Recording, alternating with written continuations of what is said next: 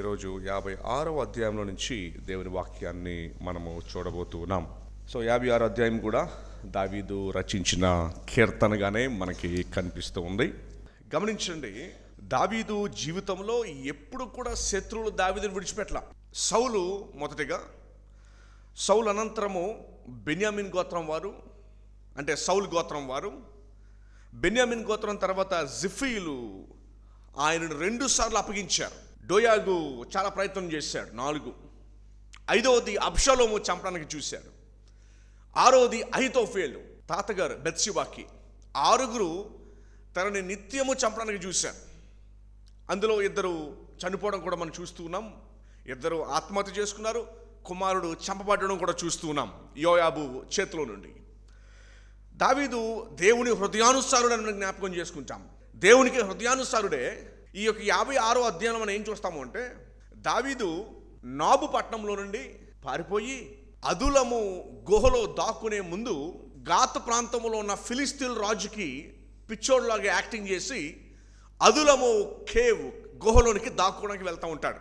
ఆ కేవ్లోకి దాక్కోవడానికి వెళుతూ ఉండగా ఈ కీర్తన రాశాడు. సో నాబు ప్రాంతంలో డోయాగు కుట్ర పన్నుతాడు దావీదు గురించి. ప్రధాన యాజకుని చంపించి నాబు ప్రాంతంలో నుండి ప్రత్యక్ష గుడారము ఊరు కదులుతూ ఉంది, ఒకే చోట లేదు. ఫిలిస్తీన్లకు పిచ్చోళ్ళగా యాక్ట్ చేస్తాడు ఆకీషు రాజు దగ్గర. అక్కడి నుంచి వచ్చి ఇక్కడ అదులం కేవ్ ఇంకొక 7-8 కిలోమీటర్లు ఉందనగా ఒక చోట ఉండి ఈ కీర్తనను రచించాడు. సో ఈ కీర్తన రచించినప్పుడు అతను ఒంటరిగా ఉన్నాడు. అదులము కేవ్ గుహలోకి వెళ్ళిన తర్వాత తన కుటుంబము, అన్నలు కొంతమంది వచ్చి తనకి సహకారిగా ఉన్నారు, తనతో పాటు కొంతమంది. దానికి ముందు వరకు ఒంటరిగానే ఉన్నాడు. ఈ యొక్క కీర్తన టైటిల్ చూడండి, ఎనతెలేం రహికీం అను రాగము. ఇది ఏ రాగం అంటే గాయపడిన డవ్ అంటే పావురం లాంటిది. గాయపడిన డవ్వు దాని యొక్క కోతలు బాధతో ఆ రాగం ఇది. గాయపడిన డవ్వు దాని యొక్క రాగం ఇది. ఆ యొక్క ఎమోషనల్ బరువుతో ఈ కీర్తన రాశాడు. నాతో ఎవరూ లేరు, నేను క్లియర్గా కూడా ఇప్పుడు ఆలోచించలేకపోతున్నాను ఏం చేయాలో. ఎందుకంటే కింద లైన్లో ఉందంటే, ఫిలిస్తీన్లు దావీదును గాతులో పట్టుకొనినప్పుడు అతడు రచించినది పట్టుకొని వదిలేశారు కూడా. ఇది మొదటి సమయాలు 21వ అధ్యాయంలో ఆకీషు రాజు అంటాడు, ఈ పిచ్చోడితో నాకేం పని, నా నగరాన్ని, నా కోటని, నా ప్యాలెస్లోకి ఏం తీసుకొచ్చారంటే పిలాంటి వాడిని దీనికి తీసుకొచ్చారని చెప్పి తిడతాడు వారిని. సో దావీదు ఒంటరిగా తనని కవర్ చేయమని, కాపుదల దయచేయమని, అందుకనే తర్వాత ఏముందంటే అనుపద గీతము. అనుపద గీతం అంటే నన్ను కవర్ చేయండి, అంటే బాణాలు తగలకుండా ఒక రాయలాగా. అందుకని దావీదు కీర్తనలో కూడా ఏమని రాస్తారంటే, నా ఆశ్రయదుర్గము, నా కొండ, నా కోట అని చెప్పి దేవుణ్ణి మరి ముఖ్యంగా 18వ కీర్తనలో రాస్తాడు ఈ మాటల్ని. సో దావీదు ఆ సిచ్యువేషన్లో ఉండగా ఈ కీర్తన రాశాడు. సో మీ గతంలో కూడా జ్ఞాపకం చేశాను, ప్రతి కీర్తనకి కూడా బ్యాక్గ్రౌండ్ లేకపోతే కనుక ఈ కీర్తనను వెంటనే ఎలా ఆపాదన చేసుకోవాలో మనకు తెలీదు. సో సిచ్యువేషన్ తెలియడం చాలా ప్రాముఖ్యం. నాబు పట్టణంలో నుండి ఆకీషు రాజు పిచ్చోడని పొమ్మన్నాక అదులం కేవ్కి ఒక 12 కిలోమీటర్ దూరంలో ఉండగా 4 కిలోమీటర్లు వచ్చి సిటీ బయటికి వచ్చి ఈయన ఈ ప్రార్థన చేస్తాడు, ఈ యొక్క కీర్తన రాస్తాడు. ఇదే కీర్తన అంటే నన్ను కవర్ చేయి నన్ను. అందుకనే దేవుడు అదులం కేవ్లోకి పంపుతాడు. అదులం కేవ్ అంటే పెద్ద పెద్ద గుహలు ఉండేవి అక్కడ. చాలా కేవ్స్ ఇశ్రాయేలులో ఇప్పటికీ కూడా టూరిస్ట్ స్పాట్లుగా ఉంటూ ఉన్నాయి.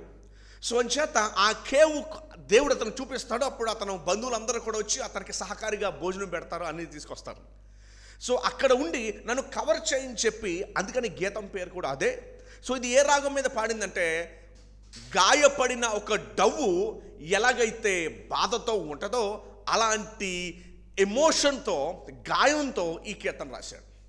అయితే గొప్ప విషయం ఏంటంటే, దావీదు జీవితంలో మనుషుల మీదకి రాగానే కొట్టడానికి కానీ, దేనికి కానీ, చంపడానికి కానీ, హింసించడానికి కానీ, మానవునికి ఇన్స్టింక్ట్, మానవునికి మనసు ఎలా పనిచేస్తుందంటే, నేను అయిపోయాను, నేను అయిపోయాను, నన్ను ఎవరు బతికించలేరు, ఇంకా దేవుడు కూడా ఏం చేయలేడు అన్నే, ఇక్కడ ఫినిష్ అన్న ఫియర్ వచ్చేస్తుంది. కానీ దావీదు చూడండి, అక్కడేమో సౌలు దగ్గర నుంచి తప్పించుకొని నాబు పట్టణం నుంచి అదులము ఆకీషు ఖచ్చితంగా చంపేస్తాడన్న టైంలో వెంటనే పిచ్చోడ్లాగా సొంగ కారుస్తూ యాక్టింగ్ చేసి బయటకు వచ్చాడు. దావీదుకి భయంలో వాక్య జ్ఞాపకం తీసుకొచ్చి విశ్వాసాన్ని కట్టాడు దేవుడు. 3 వచనాలు ఈ కీర్తనలు ఏమంటాడంటే, నీ వాక్యం నాకు ఉంది, నీ వాక్యం నాకు ఉంది అంటే ఈ 66 పుస్తకాల గురించి మాట్లాడట్లా. నేను రాజు అవుతాననే వాగ్దానం నాతో చేసావు.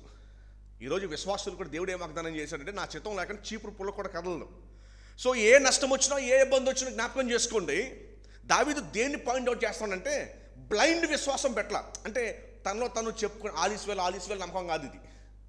ఇది ఎట్లాంటి నమ్మకం అంటే దేవుని యొక్క ప్రామిస్ అది ఎన్నటికీ మిస్ కాదు. అసలు నీకు పిల్లలు పుడతారని చెప్పాడు, 25 సంవత్సరాలు దేవుడు వెయిట్ చేయించాడు, 75లో పిలిచాడు, 99లో పిల్లలు ఇచ్చాడు.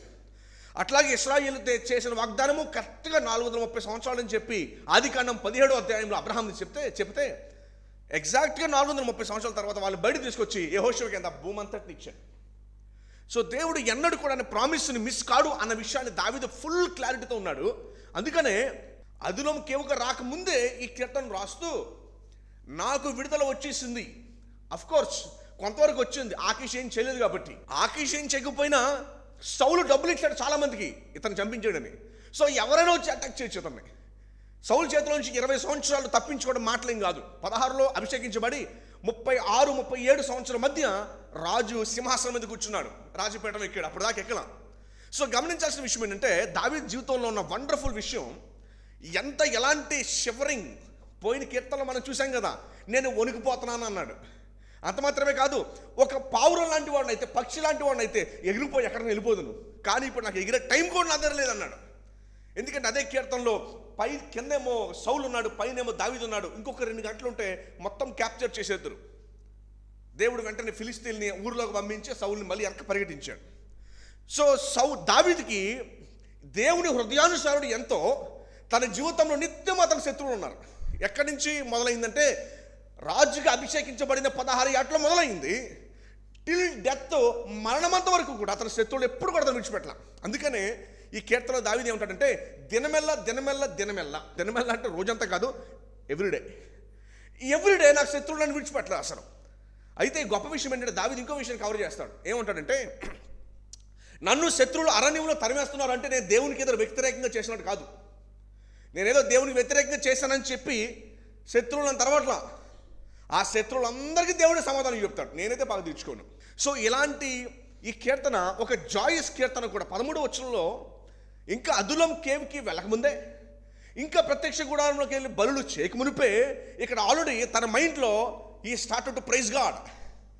సో ఫియర్ ఉంది, ఆ ఫియర్ భయంకరమైన ఫియర్, అది మామూలు ఫియర్ కాదు. ఆ ఫియర్లోనే దేవుని యొక్క వాక్యం ప్రామిస్, నువ్వు రాజు అవుతావు, డౌటే లేదు ఆ విషయంలో. సౌలే చివరికి ఒప్పుకుంటాడు కింద నుంచి, నువ్వు రాజు అయినప్పుడు నన్ను ఏం చేయకే అని చెప్పి వెళ్ళిపోతాడు. మళ్ళీ 2-3 నెలల తర్వాత మరలా చంపడానికి వస్తాడు ఎవరిని, దావీదుని. సో అతను మరి దేవుని ఆత్మతో విడిచిపెట్టేసరికి పిచ్చోడ్లాగా, అందుకనే దావీదు వాయిద్యాలు వాయిస్తూ అతనికి ఉన్న దురాత్మని ఎప్పుడు కూడా వెలగొడుతూ ఉండేవాడు, అతని యొక్క డ్యూటీ జాబ్. సో అంచేత 56వ అధ్యాయము చివరి వచనంలో అతను వెళ్ళకముందే స్తుతులు చేస్తూ ఉంటాడు. నేను నీకు మొక్కుకొని ఉన్నాను. ఏమని మొక్కుకొని ఉన్నానంటే ఇక్కడ వాడిన పదము స్తుతియాగములు. స్తుతియాగములు అంటే ఒక రకమైన బలి, థ్యాంక్స్ గివింగ్ ఆఫరింగ్. ఇది లేవి కాండము 7వ అధ్యాయము 12వ వచనంలో మనం చూస్తాం. స్తుతియాగం అంటే not just lord thank you, లేదు. దావీదుకు ఉన్న పెద్ద హ్యాబిట్ ఏంటంటే బలులు అర్పిస్తూనే ఉన్నాడు. Is a great sponsor of offering in the temple. అది ఎప్పుడు కూడా చేస్తుండేవాడు. సో అంచేత నేను నీకు స్తుతియాగములు అర్పించేదను అని చెప్పుకుంటూ వచ్చాడు. మనం కూడా దేవునికి స్తుతియాగం అర్పించాలి. ఎలాంటి అంటే పరిశుద్ధంగా జీవిస్తామని చెప్పి మన శరీరేచ్ఛలన్నింటినీ కూడా యాగములుగా దేవునికి అర్పించేస్తామని చెప్పి ప్రమాణం చేశాం. సో ఇప్పుడు మన స్తుతియాగంలో ఏంటంటే పాత నిబంధనలో దావీదు అర్పించినవి రియల్ టైం పశువులు అయి ఉండంటే, ఇప్పుడు మనం అర్పించే స్తుతియాగములు ఎలా అంటే ఆల్రెడీ దేవునికి ప్రమాణం చేసాం, దేవా నేను లోకానికి గుడ్ బై చెప్పాను. సో ఆ విషయంలో మనం స్తుతియాగం చేయాలి. అంటే విడిచిపెట్టేసాం వారిని. యాగం నుండి దేవునికి అర్పించాడు. లార్డ్ నా ఫ్లెష్ డిజైర్స్ అన్నీ కూడా నేను అర్పించేసాను. ఇప్పుడు ఎక్కడున్నాడు? అదులం కేవ్కి, అదులం గుహకి ఇంకా 7-8 కిలోమీటర్ల దూరంలో ఉండగా అతను ఒక సైలెంట్ డవ్, గాయపడిన డవ్గా ఉండి ఈ కీర్తనను అతను రచించడం జరిగింది. సో ఈ యొక్క ఫియర్ని తను ఎలా మార్చుకున్నాడు అంటే ఫెయిత్. ఏ ఫెయిత్ అది? తనలో చెప్పుకున్న ఆలిస్వాల్ ఫెయిత్ కాదు ఇది. ఏ ఫెయిత్ ఇది? 3 సార్లు రాస్తాడు ఆ మాటని. కాబట్టి చూడండి 10వ వచనం చూడండి, 2 లైన్లు అంటాడు అదే మాటను 2 లైన్లు రిపీట్ చేస్తాడు. సో మన యొక్క విశ్వాసం కూడా దేని బట్టి అంటే దేని బట్టి బేస్ అయి ఉండాలి. చూడండి, దేవుని బట్టి నేను ఆయన వాక్యంను కీర్తించేదను. యెహోవాను బట్టి ఆయన వాక్యంని కీర్తించేదను. ఏ వాక్యం అది? దావీదు విషయంలో అయితే ఖచ్చితమైన వాక్యం ఉంది. ఏమని? ఇదిగో 16లో నిన్ను తర్వాత నువ్వు రాజు కాబోతున్నావు. సౌలు కూడా అదే చెప్పాడు, దావీదు కూడా ఆ విషయం క్లియర్గా తెలుసు. He trusted. చేసాడులే పెద్ద వాగ్దానం, వచ్చేదా చచ్చేదా, ఇప్పుడు నేను చచ్చిపోయేలాగా ఉంటే రేపొద్దున రాజు ఎవడ తెలిసి ఎవడవుతాడని ఈజీగా చూపించచ్చు కదా. అన్బిలీఫ్, అవిశ్వాసాన్ని చాలా ఈజీగా చూపించవచ్చు. ఏమని? ఎవడు చూసి వచ్చాడు, ఇప్పుడు నేను చచ్చిపోతాడు, రాజు అవుతాడు అవడం ఎవడ తెలుసు. ఇన్ఫ్యాక్ట్ అబ్రహాం కూడా అదే చూపించవచ్చు. అబ్రహాం కూడా అదే చూపించాడు కూడా. ఇంకా దావీదు విషయంలో కంపేర్ చేస్తే కనుక. అందుకని అతను ఎవరిని చేతిలో తీసుకున్నాడు అంటే హాగర్ని చేతిలో తీసుకుని, సిచ్యువేషన్ చేతిలో తీసుకున్నాడు. స్వంచేత మనం కూడా ఇలాంటి అవిశ్వాసాన్ని ఈజీగా చూపించవచ్చు. నేను బతుకుంటే అవకాశం లేదు, ఇక రాజే అవుతాను నేను. చూసారా, డేవిడ్ అబ్రహాం కన్నా ఆ విషయంలో చాలా గొప్పగా ఉన్నాడు. అబ్రహాము సిచ్యువేషన్ పెద్ద డెత్ సిచ్యువేషన్ కాదు దావీదుకున్నట్టు. ఇక్కడ దావీదుకున్న సిచ్యువేషన్ డెత్ సిచ్యువేషను. అలాంటి డెత్ సిచ్యువేషన్లో సహితము ఈ షోడ్ ఫెయిత్. ఏ విషయంలో? దేవుడు చెప్పిన మాట మీద ఫెయిత్ చూపించాడు. ఎవరు? అబ్రహాం చూపించాడా? 2 విషయాలు. ఏది? సారాయిని తీసుకువెళ్ళి అక్కడున్న రాజుకి అప్పగించే విషయంలోను, తర్వాత హాగర్ని తీసుకునే విషయంలో కూడా 2 విషయాల్లో కూడా ఎక్కడ చూపించాడు ఫెయిత్ని? విశ్వాసుల తండ్రి అంటాం కదా. అబ్రహాము విశ్వాసాన్ని బట్టి నీతిమంతుడిగా, దాదాపు సంఘం చర్చ అందరూ అనుకుంటారు, తెలుగు చర్చ వాళ్ళందరూ కూడా అబ్రహాం నమ్మాడు కాబట్టి దేవుణ్ణి, అది దేవుడు నీతిమంతుడిగా ఎంచాడు చూసి. నో, అబ్రహాము ఫెయిల్డ్ మిజరబుల్లీ, భయంకరంగా ఫెయిల్ అయ్యాడు. అబ్రహాము చూపించాడు కాబట్టి దేవుడు దాన్ని చూసి నీతిమంతుడిగా ఎంచడం. ఇంకా అబ్రహాము సంతానం ద్వారా చాలా జాతులు వచ్చినాయి బయటికి. ఏదోమీలు అబ్రహాం సంతానమే, ఇష్మాయేలు అబ్రహాం సంతానమే. అబ్రహాము ఎవరి సంతానమై ఉండాలంటే కేవలము వాగ్దాన పుత్రుడైన ఇస్సాకు సంతానం మాత్రమై ఉండాలి. అబ్రహాము తర్వాత సారాయి చనిపోయిన తర్వాత వివాహం చేసుకోవడం ద్వారా పుట్టిన పిల్లలందరూ కూడా. దావీదు ఈ విషయంలో మాత్రం మనము చాలా అప్రిషియేట్ చేయొచ్చు. ఏ విషయంలో అంటే డెత్ ఉన్నా కూడా దేని మీద నమ్మకం పెట్టాడు? ఇదే అబ్రహాం ఏం చేశాడు? డెత్ వస్తుందని చెప్పి ఈమె మా అమ్మ సైడ్ కాదు మా నాన్న సైడ్ అని చెప్పాడు. వాస్తవమే, బట్ తప్పించుకోవడానికి ఆ మాటని చెప్పాడు. తప్పించుకోవడానికి ఆ మాటని చెప్పాడు. దావీదు ఏం చేశాడు ఇదే విషయంలో? 10వ వచనం చూస్తారా? దేవుని బట్టి నేను ఆయన వాక్యమును కీర్తించేదను, యెహోవాను బట్టి ఆయన వాక్యమును. దావీదుకి దేవుడు డైరెక్ట్గా ప్రత్యక్షమయ్యేలా నాకే తెలియదు. నాతాన్ ద్వారానే తెలుసు, అన్ని సమూయేలు ద్వారానే తెలుసు. వీళ్ళిద్దరి ద్వారానే. సమూయేలుతో దేవుడు మాట్లాడితే సమూయేలు వచ్చి దావీదుకి చెప్పాడు, నాతాన్తో దేవుడు మాట్లాడితే నాతాన్ నుంచి దేవుడికి చెప్పాడు. కానీ అబ్రహాం ఇష్టం కాదు. అబ్రహాం దేవుడు డైరెక్ట్గా మాట్లాడాడు. అయినా కూడా ఏం చేశాడంటే నాకు సంబంధం లేదన్నాడు. ఎవరిని చూసి? సారా విషయంలో, హాగర్ విషయంలో, ఇద్దరు విషయంలో ఏం చేశాడు? ఇప్పుడు చెప్పండి, దావీదు ఏం చేశాడు ఇక్కడ? నీ వాక్యాన్ని బట్టి నేను. సో ఇప్పుడు మీరేం చేస్తారు చెప్పండి? వర్షిప్ అంటే ఏంటో తెలుసా? ఆయన వాక్యానికి కట్టుబడిపోవటం. ఇది వర్షిప్ అంటే. డెత్ సర్కమ్స్టాన్సెస్లో కూడా వాక్యానికి కట్టుబడి ఉండిపోవడం చూసారా? ఇది ఆరాధన. భయం నుండి విశ్వాసము, విశ్వాసము నుండి స్తుతి అర్పణకి వెళ్తుంది. ఇది మన అర్పణలు ఏంటంటే ఈ రోజున బాప్తిజం తీసుకున్నట్టు ఏ రోజైతే మనము శరీరాశలన్నింటిని విడిచిపెట్టేస్తాము అని దేవునికి చెప్పామో, సో అవి మన యాగాలు ఈరోజు, మన అర్పణలన్నీ కూడా. సో మన అర్పణలు ఏంటి ఈరోజు? బాప్తిజం తీసుకున్నాడు, లేదా ప్రభుని ఎరిగిన రోజు, లేకపోతే ఈ రోజైనా సరే ఏదైతే దేవునికి మనం ప్రమాణం చేసామో, దేవా ఇవన్నిటిని కూడా నేను విడిచిపెట్టిస్తాను, నా శరీరాశలన్నింటినీ నేను ఇప్పుడు జీవించే వారికి మీదట తమ కొరకు కాక ప్రభు కొరకే అని క్రీస్తు ప్రేమ నన్ను బలవంతం చేయించిన మాట ఏదైతే ఉందో, సో ఇప్పుడు మీరు అర్పించాల్సింది ఇది. This is what you have to. ఇది పౌలు గారు స్పష్టంగా రోమా 12:1-2 చెప్పారు. మీ దేహమును సజీవ యాగముగా దేవునికి సమర్పించుకుని ఇదే నిజమైన ఆరాధన అని చెప్పుకుంటూ వచ్చాడు, స్పష్టంగా చెప్పాడు. సో ఈరోజు మీరు అర్పించే యాగాలు ఏంటి? దావీదు భయంలో నుండి ఎక్కడికి వెళ్ళాడు? ఫెయిత్లోకి వెళ్ళాడు, విశ్వాసంలోనికి. విశ్వాసంలో నుంచి ఎక్కడ నడిపించింది? అది ఆరాధనలో నడిపించింది. సో ఈరోజు ప్రభుని ఆరాధించడానికి వచ్చిన మనము ఫస్ట్ పాయింట్ ఏంటంటే, ఇదిగో ఆయన వాక్యమును బట్టి నిలబడిపోయేవారిలాగా మనం ఉంటేనే మనము నిజమైన ఆరాధికులం. నిజమైన ఆరాధికులం. ఈరోజు కొత్త ట్రెండ్ ఏంటంటే ఎమోషనల్గా వేసే పాటలు పాడడం. అది ఆరాధన కాదు, ఏమాత్రం కూడా కాదు. అది చివరికి నీ సెల్ఫ్ సాటిస్ఫాక్షన్ వలన విగ్రహారాధన అయిపోయింది చివరికి. అది ఇట్ హెస్ బికమ్ ఐడలట్రీ. ఓకేనండి. రవి జాక్రైస్ అనే భక్తుడు ఎగ్జాక్ట్గా నేను చేసిన స్టేట్మెంట్ ఆయన చేశాడు 20 years క్రితం. చక్కగా వెళ్ళి తేలిగ్గా గొప్పగా ఫీల్ అయ్యి ఇంటికి వచ్చి కూర్చుంటున్నావా?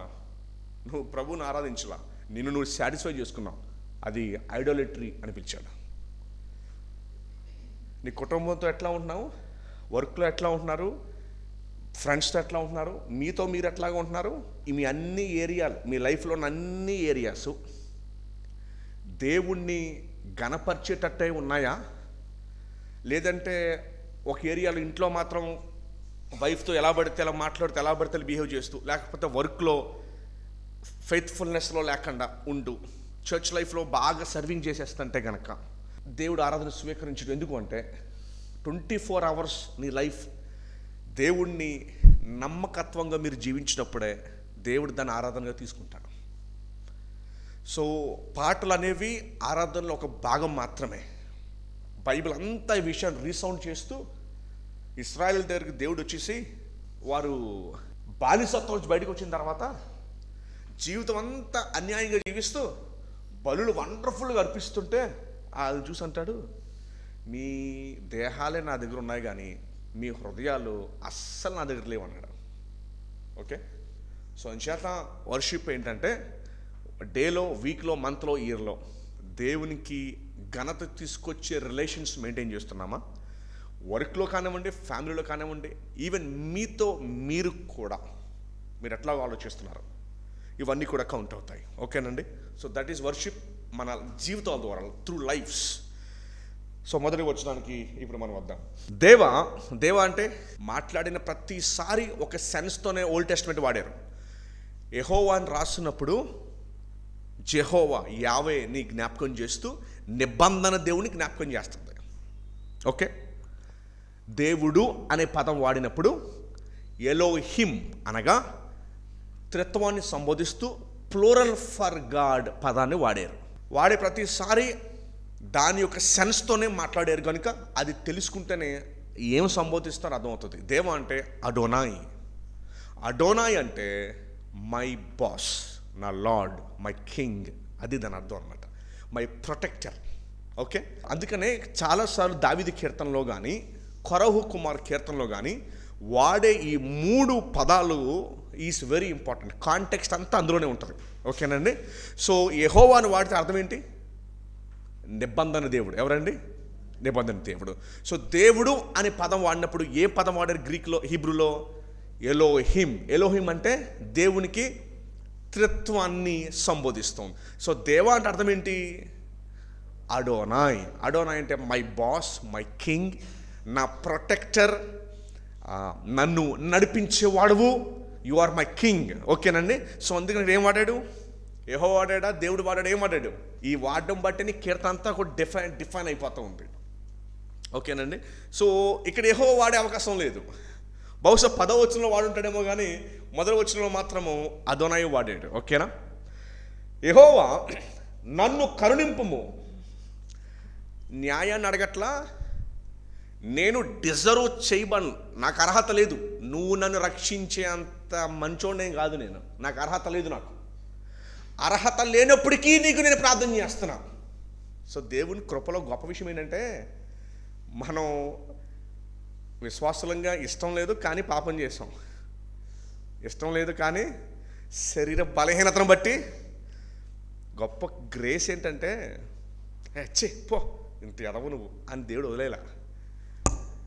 మనము ప్రార్థన చేయొచ్చు ఆయనకి. ప్రభు ప్రేమతో రప్పించుకుంటాడు, ఫోర్స్తో రప్పించుకోడు. అయినప్పటికీ కూడా ప్రార్థన చేయొచ్చు. ప్రభు నేను పాపం చేశాను, నాకు ఈ అవసరత ఉంది, కొంచెం తీర్చవా. అందుకని కరుణింపుము అన్నాడు.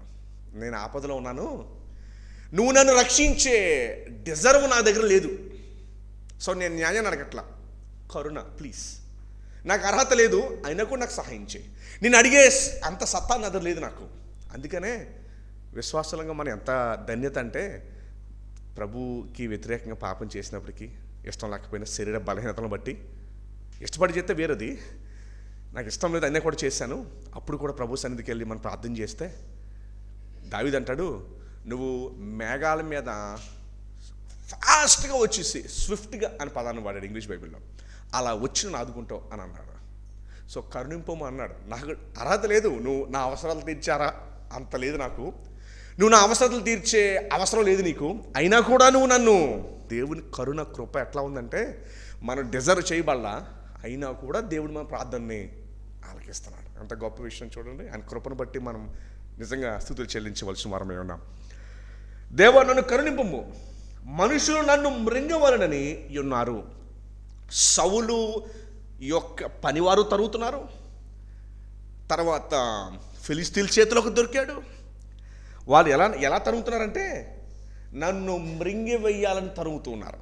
స్పర్జన్ గారు ఇక్కడ మంచి మాట రాశారండి. ఏమని రాశారంటే, ఎప్పుడైతే నీ శత్రువులు నోరు తెరిచి నీ మీద అబద్ధాలు పలుకుతూ నిన్ను చంపడానికి తిరుగుతూ నీ మీద కక్ష పట్టి ఎప్పుడైతే వారు నోర్లు తెరిచి నీ మీద పన్నాగం పడుతున్నారో, నీ మీద పన్నాగం పన్నుతున్నారో, వారు నోరు తెరిచి నీ మీద పన్నాగం పడుతున్నారో, దట్ టైం రిమెంబర్, అప్పుడే నువ్వు నీ నోరు తెరిచి ఆయనకు మొరపెట్టు అన్నాడు.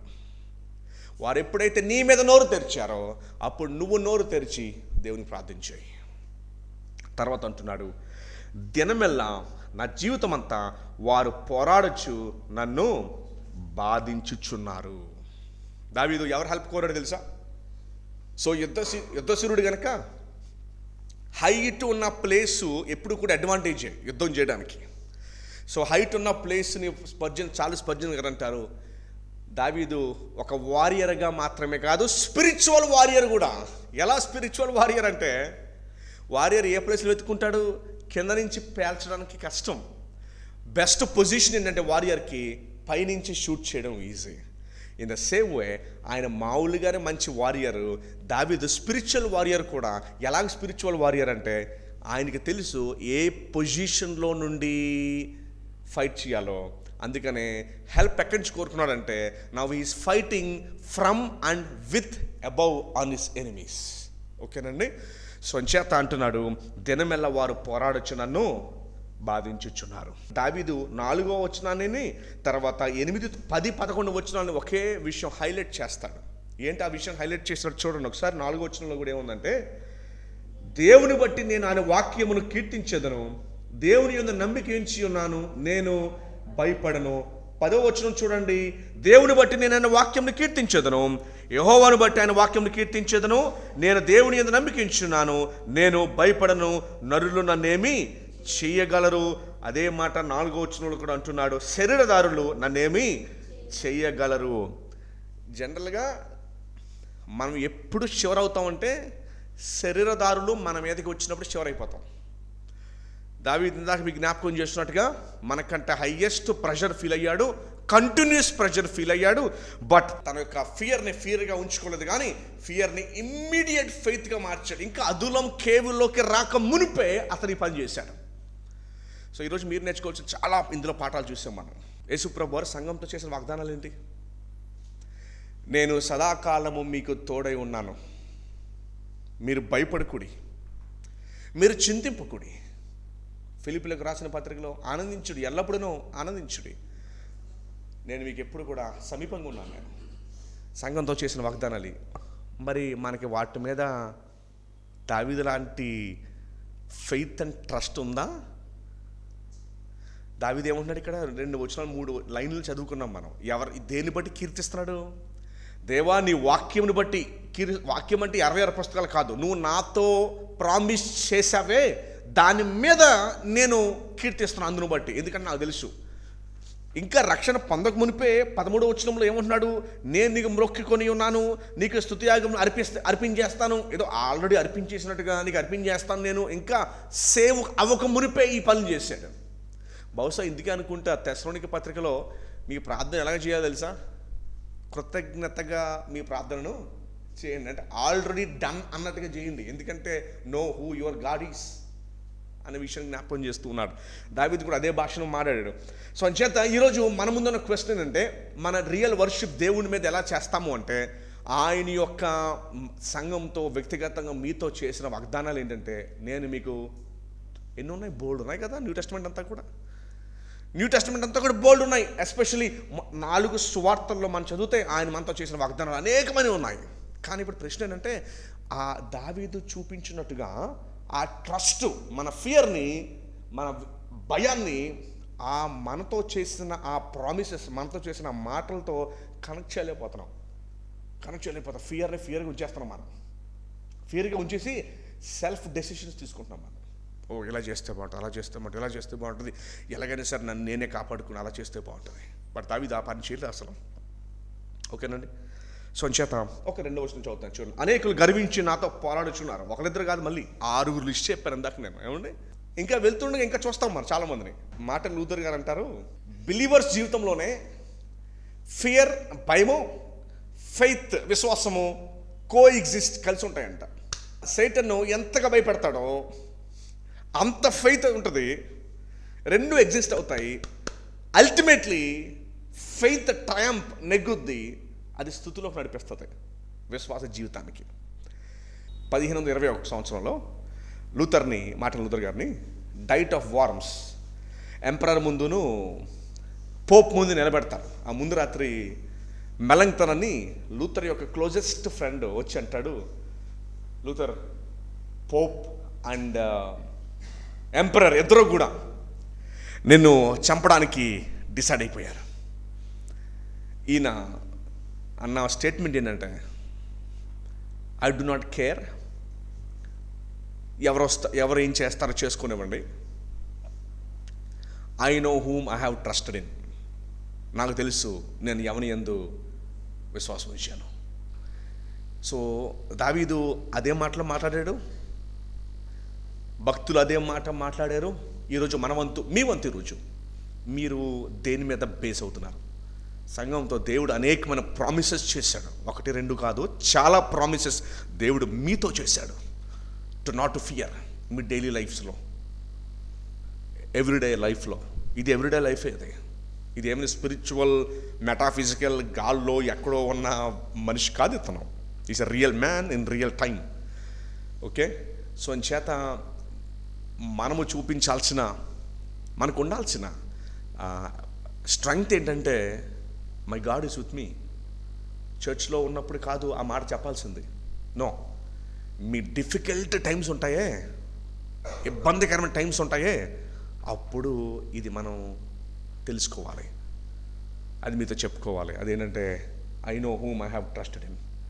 చర్చ్లో చెప్పడం ఈజీ కదా, బట్ దేవుడు మనల్ని ఎక్కడ పొజిషన్లో పెట్టాడు అంటే, I know whom I have trusted, నేను ఎవరి యందు నమ్మిక ఉంచున్నా నాకు తెలుసు. I know whom my protector is, నేను కాపుదల కాసేది ఎవరో నాకు తెలుసు. సో ఈ ఆలోచనలతో మనం ప్రభుకి స్తుత్యాగం చేద్దాం.